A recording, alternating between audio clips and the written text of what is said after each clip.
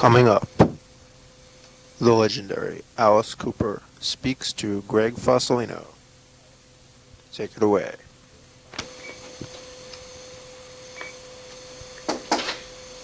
Pick up 3. He's on 3. Oh, okay. Hi. Hi. Okay, everything's set up. Let's see. What can I ask somebody who's probably had a million different things asked him a million times before? But Well, I can tell you about the new show. that's something I'd like to hear. How's it different from last year's? Well, we're adding a lot of new things. There's a lot more special effects this year. And, it's like the new and improved gore version of Alice Cooper. A lot more blood this time. We're using many gallons more blood in this show. Did you ever get to do anything? I remember reading once you were going to do something with Tom Savini regarding like a tour effect. I met with Tom on the last tour. We went over to his house in Pittsburgh. Mm-hmm. We went down and looked at all this stuff. And the only hard thing about that is the fact that he's working on films almost constantly. Right. Same with us, we really never connected to get any sort of ideas. But we're good friends. I'm sure we're going to probably end up doing something. On this show, we ended up using people we used from the last tour, and everything suddenly is working out perfectly. We had to actually start making some of the special effects 2 or 3 months ago to get them built by the time this tour starts. There's a gallows they had to build. Wow. It's a traveling gallows and a la Hellraiser. It had to look really, really stage worthy and everything. And there's a couple of things. There's a bride that had to be built that explodes into blood. And Oh, this sounds great. yeah, it's going to really be an interesting show. From a personal point of view, what I was curious about, because I didn't get to see you last year, because I live here in New York, and I could never find a show that was around here, so I'm gonna probably go this year to I guess New Haven or to Albany or something. But is there any reason why you haven't worked out a show in New York yet? We just, I don't know, just that we were going to do it at the end of the last tour, and it was just like the whole thing wound down, and we never just got into New York City. I'm sure we're going to be doing it this time. Mm-hmm. We're out touring. Last time we went out, we had no idea what to expect. We hadn't toured in 5 years. We didn't know if we were going to be drawing anybody. And we ended up being like the 5th or 6th biggest draw in the world last year. Which was, total surprise to us. But I think it's because the show has got like a reputation.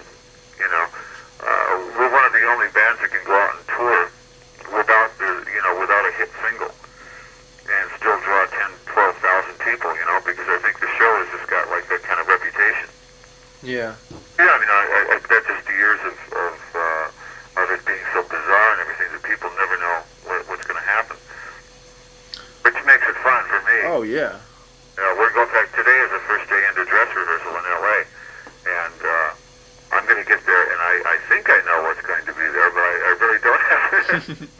Well, then it's a surprise. It's as big a surprise for you as it is for the audience. Yeah, because we gave everybody all the ideas and blueprints and everything, and now I'm going to actually see it today. So it's really good. It's like Christmas morning, How do you feel? I know you said you didn't know what to expect when you came back.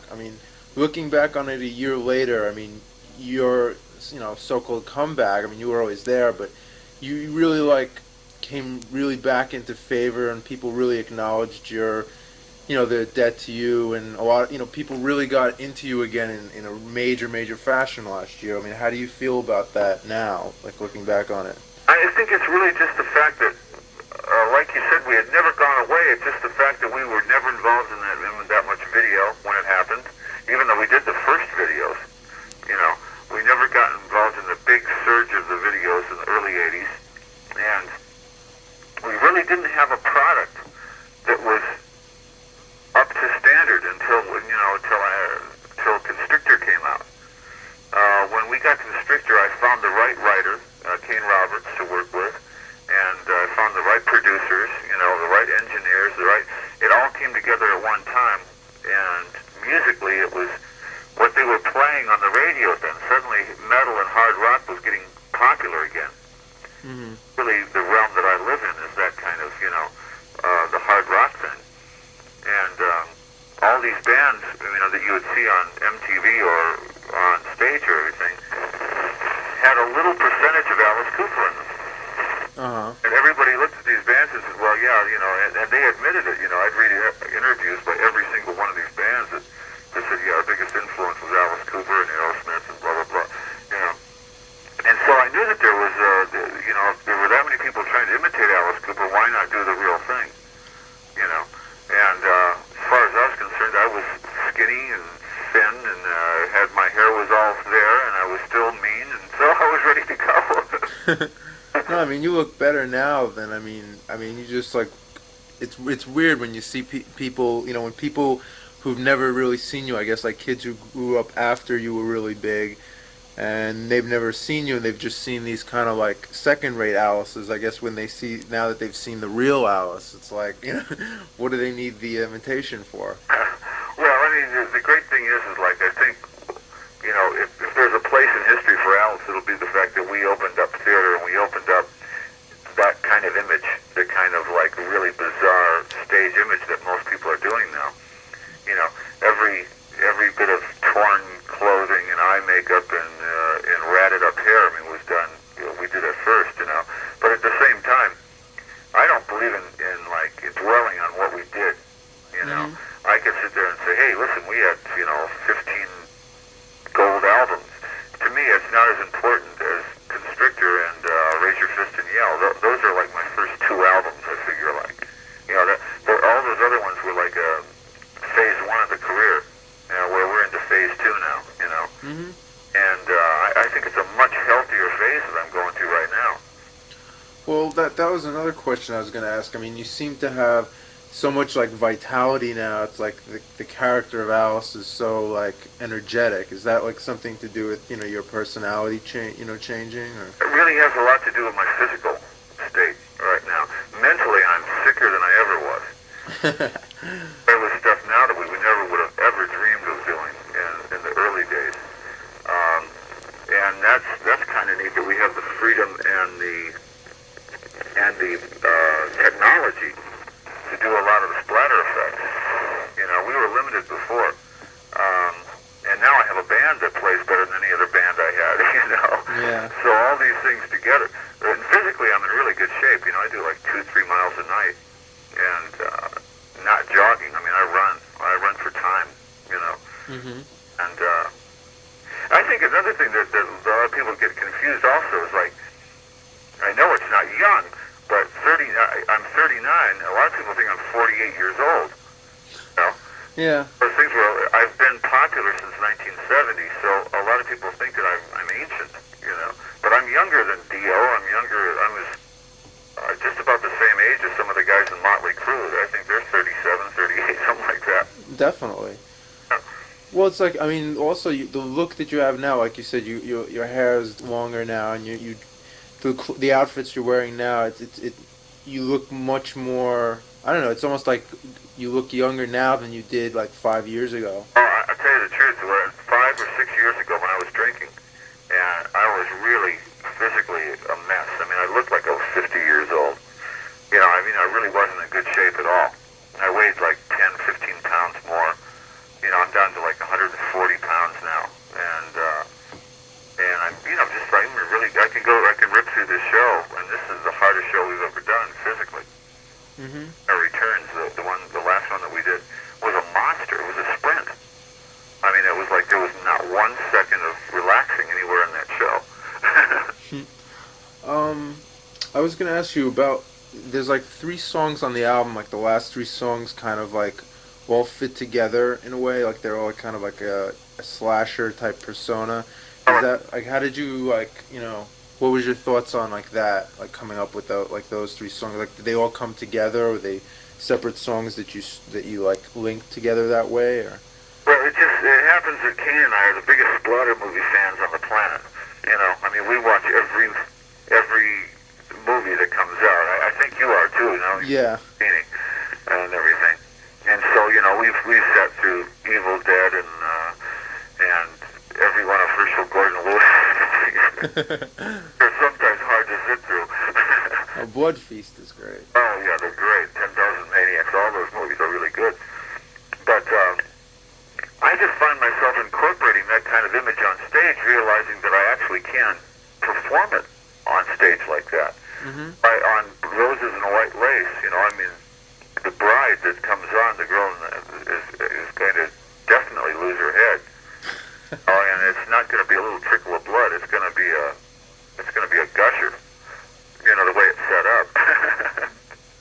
Oh, that sounds great. And so, a lot of times I'll be writing and I'll be cheating towards the stage. I'll write a lyric and say, okay, that'll be great. Chop, chop, chop is obviously going to be a great stage song, Mm-hmm. I mean, do you do that now in general? Like, do you look as you're writing the songs towards what they'll end up being theatrically wise? Sometimes I do definitely cheat a lyric towards the stage, especially in the trilogy. We will be doing the trilogy on stage, and Prince of Darkness, and also Freedom. So we're going to be doing almost half the album in this tour. Prince of Darkness also is from John Carpenter's new film. Oh, well, that was another thing I was going to ask you. I mean, I know you're a big fan of horror movies and stuff. I mean, and that was in something, and He's Back was in something. I mean, I remember a couple of years back you had I Am the Future. Yeah. I mean, do you like having tie-ins like that where you have your stuff is featured in horror movies, and then There's a kind of natural connection between myself and the horror films, and I think a lot of times these guys will call me up and they'll say, listen, this thing screams out for you to write a song for it,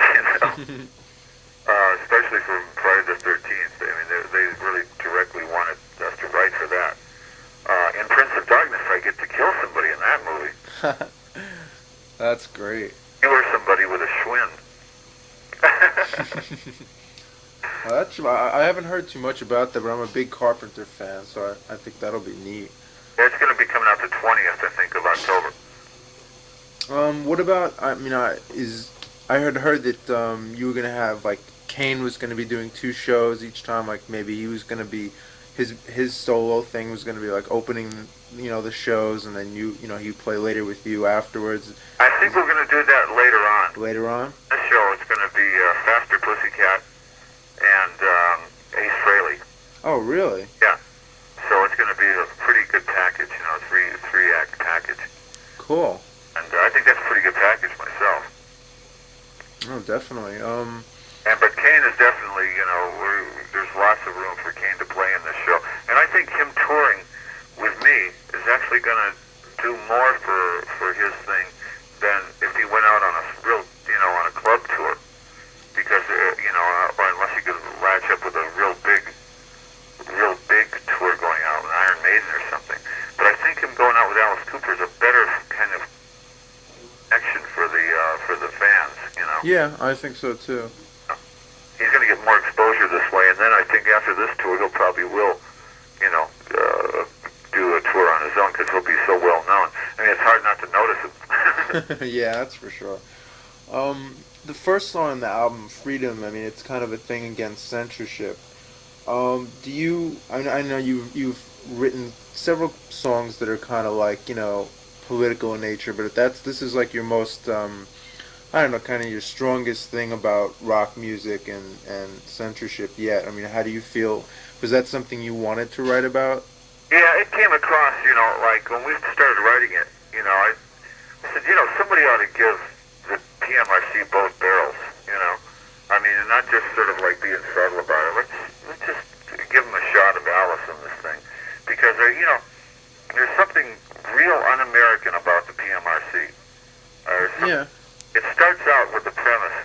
The very first thing it starts out with is the premise that every kid out there is so stupid they don't know what they're listening to. And that every kid that buys a record is too dumb to understand satire, too dumb to understand humor, too dumb to understand horror or any, And they're not dumb. These kids are so sophisticated, it's ridiculous. I mean, I can ask a kid out there, they'll tell you what kind of lighting system you're using. They'll tell you what kind of amps, what kind of pickups on the guitar. You know, they know more technically about it than a lot of bands do. Oh, for sure. And so, but they don't understand satire. I mean, that's where these people are really missing it. Not that I'm against the PMRC. The PMRC, for some reason, is like one of the most necessary evils I've ever seen in my life. I mean, they've really brought outlawism back to rock and roll, which I think is healthy. You know, I can only criticize their philosophy behind it. I don't criticize the fact that they exist. I kind of enjoy them.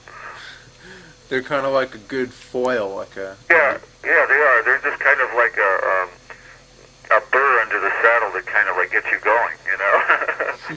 But the song "Freedom," I just like the song as a pure rocker, and I think some of the lyrics in there are pretty pointed. I never mention names, but Yeah, people can read between the lines, though. yeah. Were you happy with the, I mean, the last time you had Bo Hill, and this time the guy who engineered the last one was the producer, right? Yes, Michael Wagner. Right. How were you happy with the way the production came out? Big difference in approaches. One guy is a lot more techno. Bo Hill is a lot more techno. As Wagner is a lot more, let's get the balls on the record. I noticed that. This album is a lot more, like, fiery than the last one. Absolutely. We first of all, there was no programmed drums. Constrictor was all programmed drums. And this one is, Ken Mary plays all the way through it. And I think Ken's one of the great drummers around. And we gave Kane a lot more room also to play. You know, we gave a lot more spaces for Kane to play. And we just directed it more towards what we liked. And Wagner, of course, could put that on tape.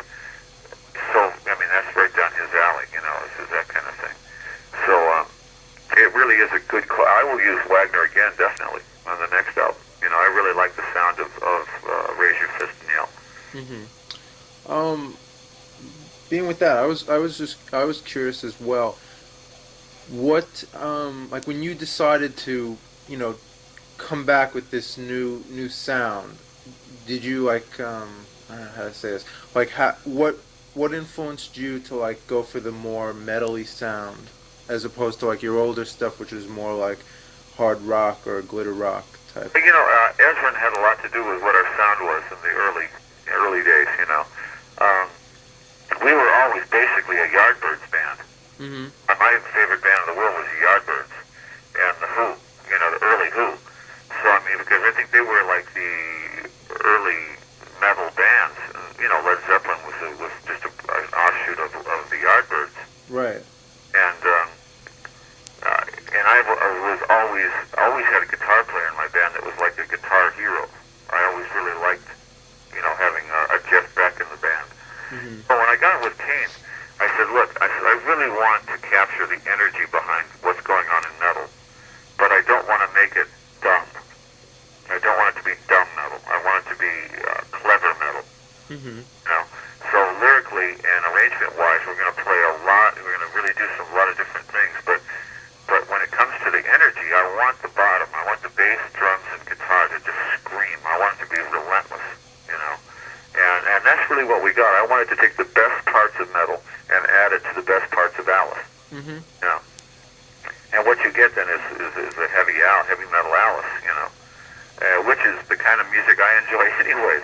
Yeah. In LA, the only station I listen to is NAC because they play 24 hours high energy music. I mean, with that, is there any bands, younger bands that you listen to now? I mean, I know you had different bands open for you, like, I can't think of any offhand, but I mean, like, is there anybody, newer that you think is doing something like... Well, I like Faster Pussycat. Mm-hmm. I like what they sound like on, I turned the radio on one day and I heard this band and I said, who is that? They really, stuck out. And I really like that group. And I always liked a band called Lords of the New Church, Mm-hmm. Out of England. And I know, didn't you also have Alien Sex Fiend open for you? Alien Sex Fiend did some shows with us in England. I'm a big fan of theirs. And who else? We had, well, there was a band called Zodiac Mind Warp I like. Oh, I like them too. Yeah. And we were going to do some shows with them in England, but we ended up doing it with Alien. And who else is around that I like? Oh, there's a lot of young bands around here. I don't even know their names. I've heard them on the radio, and you don't even know who they are, you know. The one problem with metal that I've noticed is, like, you'll hear, like, 6 songs, you know, on the radio in a row. And you'll say, okay, there's Motley, and there's Ozzy. And you'll hear 4 or 5 songs that all sound exactly alike. That's a common problem. Yeah, I mean, it's like 6 singers that want to sound exactly like Ronnie Dio. Mm-hmm. You know? And this guitar player decided he's going to be this guy, and that guy. and then somehow they decided to make it all run together. And well, you'll never have that problem. I mean, no, you're going to try not to. You because what they're doing is these bands they're cutting their own throats because of the fact that they're not putting a signature, you know, on what they do. You know, I won't name any names, but you know, but there are a lot of those bands that I sit there and say, well, this band's a good band. Well, why do they don't like create a signature that people can tell who they are? You know. What was that also? I remember reading something about some band like claimed that you had produced their record and. Oh, Mighty Sphincter. I have one of their records at home, but I can't imagine why they would do that. They're from Phoenix. And when we called them up and said, you know, Alice has never even met you guys. You know, my office called up, and they said, sue us. It's the best thing that could happen to our record. Oh, what fucks? And, you know, I said, well, what can you do, you know? But I'd never even heard of these guys. Well, that's certainly, I mean, an original way of getting a name, but it's kind of like cheap shot. Yeah, it is. You know, I wouldn't mind if the record was the least bit, you know, interesting. I mean, it's lyrically, it's pretty strange. It's pretty out there. But, you know, it's nothing I would really put my name on. Oh, I know. Oh, well, I did produce a band here in Phoenix called Gentlemen After Dark. We did four tracks with them, and they were really good. Really? I don't know what they're doing now. They're sort of like U2 meets Guns N' Roses. Oh, that sounds cool. Yeah, good image, and they play really well. So I don't know what's going to happen with them, but they're really good. Well, another rumor that I had heard a couple years ago that I always was curious about was that you had recorded something or were going to do something with Andy McCoy from Hanoi Rocks. Writing together. And so did, I did some writing with Joe Perry also. Nothing ever came out of that, though? Joe Perry and I still have a couple things that we've written that we never have recorded or anything. But Andy was just such a maniac. Couldn't sit him down for longer than like 15 minutes, and he was up and gone. You know, he was just out of his mind. Yeah. What do you think? I mean, because I know they reminded me of Glenn Buxton, my original guitar player, so much. Really? And they were both so scattered, you know, that I mean, it was really hard to like pin them down at all. I guess whereas with Kane, you probably have like a really good writing relationship where you can just like be dedicated all the way. Yeah, except for the fact that he's crazier than any of them. But which is great. I mean, he's totally solid in his writing. But I mean, he is when you get to know Kane, it's he's really gone. What do you think? I mean, because I know Andy did when he was in Hanoi, and some other bands have. What do you think when bands cover your old songs? Oh, I think it's great. You know, because I mean, we used to cover bands. You know, we used to cover like every English band that came out, and and we still do at rehearsals a lot of times. You know, we sit there, let's play that. Yeah, let's play that. And every once in a while I hear a version of Under My Wheels or No More Mr. Nice Guy or School's Out or something, you know.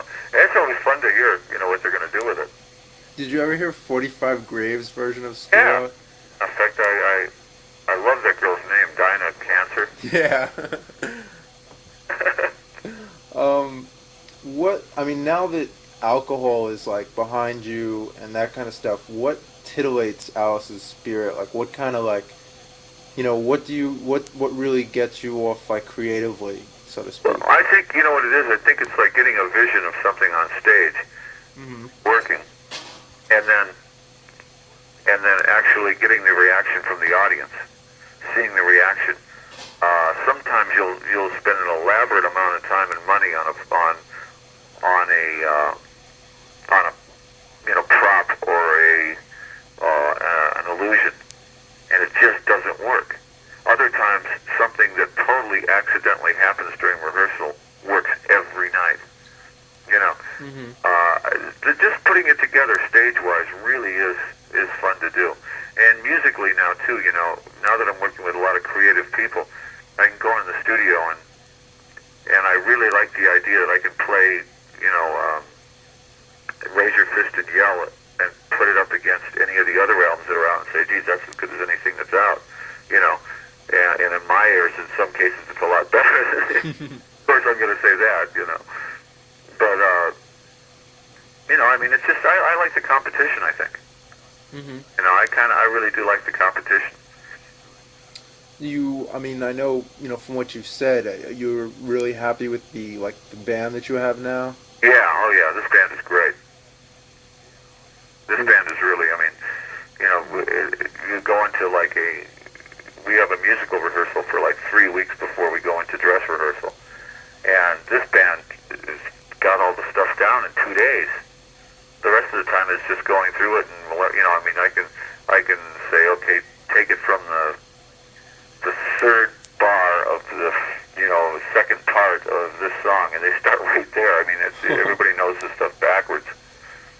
It's always good to have a band and they're street guys too. They're not all studio guys.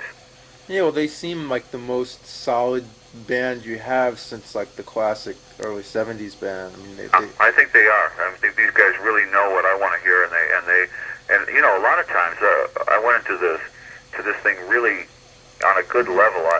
I took songs like $18 Billion Babies and songs that you have to do on stage, and I said, how would you guys do these? Left them alone with the songs for like a week. Where Kane, I said, Kane, just rearrange them. I said, play them the way you'd play them in 1988. And I'd come back in and the song was right there. I mean, it was totally the same song. Only now it's got the slant, the '88 kind of sound that I want to hear. I said, I don't want to do them like the record at all. Please, don't feel confined by the arrangements. It's like the clay. I mean, just play with it until you like it. Then I came back in and polished it up. Said, okay, let's lose that. Let's take that back in. And you got a brand new sound. A song like Public Animal Number 9 or Under My Wheel suddenly sounds like it was written last week. Hmm. Well, does that that also probably gives you? I mean, it inspires you more because you have this creativity from your cohorts. Yes, that's right. I mean, I don't stifle them and say, okay, now you just play this and then forget about it. I mean, I really want them to be as creative as they want to be, without forcing them. And then on stage, of course, when they get on stage, I tell them right up front, this is not going to be like any other thing you've ever been involved in. When you get on stage in an Alice Cooper show, you're going to suddenly have an education in theater. Because you're going to have to be this guy, then you're going to have to be this guy, and I'm going to tell you things to do that you're not going to agree with at the time, and then you're going to see how they work on stage. A lot of times guys will have to step out of his own character a little bit in order to make the scene work. Mm-hmm. But at the end, I just had my drummer and my keyboard player went to see Whitesnake and Motley Crue, and they're sitting there and they said after like 3 songs, they said they realized nothing was happening. The band was playing and it looked great and it sounded great, but they're so used to something happening in every song, something theatrical happening during the music, that they got bored during it. And I said, that's exactly right. I said, that's, our philosophy is to never let the audience ever get a second to rest. You just keep them moving all the time. Oh, that's great. I mean, that kind of spoils them for other bands. It does, right? Like they're sitting there going, well, aren't they going to do anything now? Or they're not going to do anything. What do you think? I mean, for your future now. I mean, do you think you'll keep on with this phase, as you say, for a while? I mean, do you see yourself making any other changes in the future, or how long do you think you'll keep going with the Alice character? But I always said that the day I'll stop is when I either if I get fat or lose all my hair, or if I can't get an audience standing up for an hour and a half. Hey, I can't make an audience stand up for an hour and a half, then I'm really not worth my salt then. And that hasn't happened yet, so I mean, I'm just going to keep doing it until I know it's over. Do you have any other plans at the moment? Like, I mean, are you looking ahead at all, or are you just taking it album by album? Alice 2. I'm going to create another Alice, who will be the next generation Alice. Really? I will create him and pull all the strings behind him and build character. Oh man. What? Ongoing. I think Alice Cooper should be like Barnum and Bailey Circus. It should be a show that goes on forever. And I mean, it's like the bona fide rock Halloween show. Mm-hmm. But you could do it on 4th of July, and it still works. It's a timeless kind of a thing. I think it is, and I think that it's the kind of thing that we've perfected now to the point where nobody will ever do it any better than us. And so, if people want to see Alice Cooper, they're not going to, they can go see these guys and these guys, but they're never going to be able to see an Alice Cooper show unless they come and see the real thing. Yeah. How do you look at your fans then? Like, I mean, do you think that you're, I don't know, it's kind of like a, I don't know, intellectual way to look at it, but do you think you're kind of like a, I don't know, like, do you perform almost like a psychic service for them almost by unleashing this stuff that they would like to do themselves, but they can't? In every bit of horror, there's always a sense of humor involved in it. Yeah, at least in every movie I've ever seen, Evil Dead to Reanimator to From Beyond, there's always something really funny about how horrible it is. Yeah. And so I think that those people do get a kind of a relief and there's a fantasy fulfilled when we go on stage and they really want to believe that Alice is Alice. And when I become Alice, I really am Alice. I totally believe in that character. I mean, it's certainly not this guy talking to you on the phone. It's a character that doesn't even say thank you to the audience, because I don't think the audience would ever want him to say thank you. No. He doesn't even talk to them. He just looks at them after the end of the song. I mean, that's the way they want him to be, that phantom. Mm-hmm. Well, I mean, like you said, there is nobody else really who has it. I mean, people can try that, but it's something I think that comes from within you. Yeah, it's my alter ego, that's for sure, and it's the kind of character that I really like. I don't ever want to know where Alice came from. I mean, I really have no idea where Alice came from. She's so opposite of me, Mm-hmm. that it's fascinating for me. Every time I play Alice, I go, this is really odd that I'm doing this, He's almost like, I mean, do you ever see Forbidden Planet? Yeah. He's like, that id monster. Alice is like your id monster. Right, exactly what it is. So, one last thing I was curious about, your snakes. I mean, people write about your snakes a lot, but I mean, I like snakes myself. I was always curious, where do you get your snakes, and how do you train them to play in concerts and stuff with you? Well, for one thing is I've had about 6 or 7. In fact, I have a brand new one now. And the last one I had one in Europe that was really the first mean snake I ever had. It was really the first one that was vicious. Really? Yeah, and he ended up biting 2 people. And he left teeth in one person. And it just, it was one of those things. He was big. I mean, he was very, very hard to control. And so I have another one now that's not nearly as animated as that one.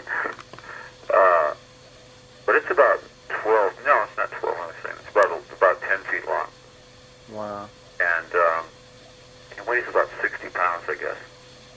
But they're really not hard to train. You know, I think the most important thing about the snake is they represent an image that everybody can relate to. I could go to China or I could go to South America with a snake, and without saying anything, the point is there. Mm-hmm. It's considered phallic. It's considered horrifying. It's considered funny. A snake has got a lot of different images, you know. Mostly, though, it's got an image of you know, people are terrified of it. Yeah, well, that's something that, again, nobody else really has ever done to that degree. You know, I mean, who else really? I mean, to see the snake, Yeah. it's something you have to really. I don't know. It's like no, I've never seen anybody else do anything like that. Yeah, it's part of the, you know, again, it's part of the sort of the proven formula that worked for us, you know. If I didn't use a snake on stage, I mean, in certain cities, in most cities, they would really, I mean, they would let you know. It's like not doing Schools Out or not doing 18. They would certainly let me know. Let's see. Well, I know you gotta go, so I don't want to keep you on too long. But my editor just handed me a piece of paper, and she wanted to know if there's any way you could give us like your top 5 or your top 10 favorite albums or something. Sure. Because I know the readers always like to know those kind of things. Like the top 10 favorite albums or top 10 favorite horror movies? Either or. Sure. Okay, movies would be better. Okay. Okay, great. Evil Dead, Uh-huh. for one. And that's part 1 and 2. Okay. Yeah, those are big favorites of mine as Oh, well. they're great. And I would say, From Beyond. Oh, I'm a big Lovecraft fan. Yeah, that was very good. Yeah. Salem's Lot. Mm-hmm. Love Salem's Lot. Um, That's the full version, right? yes. Barlow. In fact, I'm checking in on this tour under the name Barlow, Mr. Barlow. Cool. Let me see. I thought Alien Spawn was good. I saw that. Yeah, I liked that. That was really a lot of fun, I thought. The creatures were really cool for like the low budget. They were really good. It was pretty wet. There's certain wet movies. That was a pretty wet one. I thought Suspiria. Ah, Dario Argento. Yeah, and I like Demons. Mm-hmm.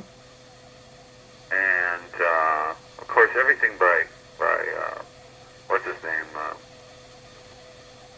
know what's his name. The crazy guy. The guy that we were talking about before. Romero? No, the guy that did the 10,000 Maniacs. Oh, H.G. Lewis. Yes, right. Anything by him is on my list. Okay, you got 3 more. Okay, let me see. Beyond the Door. Mm-hmm. Parts 1 and 2 was good. Basket Case was great. Okay. And what else?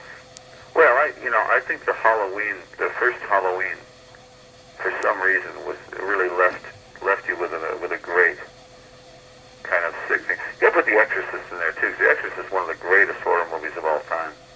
I think so. Yeah. Okay, I really appreciate that. Those are all recommended viewing. Yeah, I've seen most of those. I don't think the only one I haven't seen there is I still have yet to get to see Suspiria because when I was gonna go see it, it was playing at a revival house here last month, but I was sick the night it played. If you like Argento, it's the best one. That's what I've heard. Yeah. And it's very hard to find. You can't find it in the video stores. No? No, very hard to find. I'll have to check that one out. Totally worthwhile. That's one of the great ones. Is there anything else you have coming up that people should know about? Actually, just the album, the tour, and the movie, Prince of Darkness, and those are the 3 things.